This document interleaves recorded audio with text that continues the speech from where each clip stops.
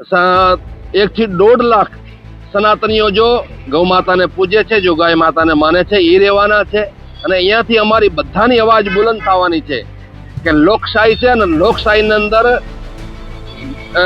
સરકારને મુદ્દા કેવી રીતે મનાવવા એ પબ્લિકને ખબર છે. ગાયને રાજ્ય માતાનો દરજ્જો આપવાની માંગે વેગ પકડ્યો છે. કચ્છના ભુજમાં એકલધામ મહંત દેવનાથ બાપુ છેલ્લા 8 દિવસથી અનશન કરી રહ્યા છે. કલેક્ટર કચેરી સામે દેવનાથ બાપુ સહિત અનેક ગૌ ભક્તો ગાયને રાજ્ય માતાનો દરજ્જો મળે તે માટે અનશન કરી રહ્યા છે.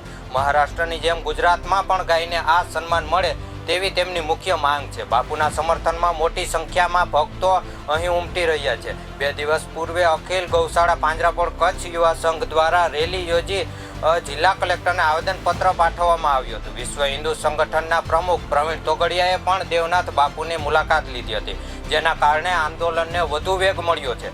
દેવનાથ બાપુએ સ્પષ્ટ જણાવ્યું છે કે જો આગામી 2 થી 3 દિવસમાં સરકાર દ્વારા આ અંગે કોઈ સકારાત્મક નિર્ણય નહીં લેવામાં આવે તો લાખો ગૌ ભક્તો સાથે ભુજમાં એક વિશાળ જાહેર સભાનું આયોજન કરવામાં આવશે.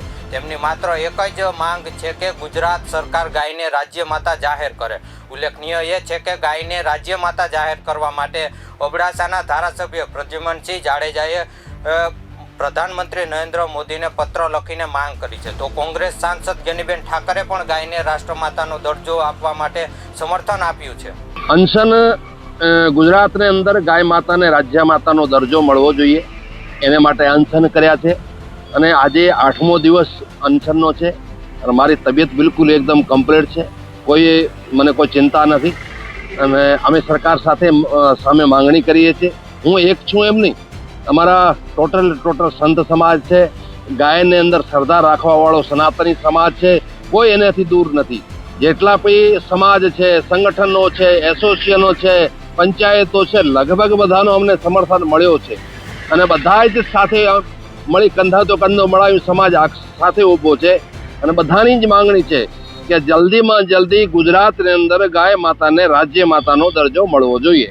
ચોક્કસ 3-4 દિવસની અંદર ભુજ શહેરની અંદર એ મંચને ઉપર ઓછામાં ઓછા 200 થી 250 જેટલા સંતો રહેશે.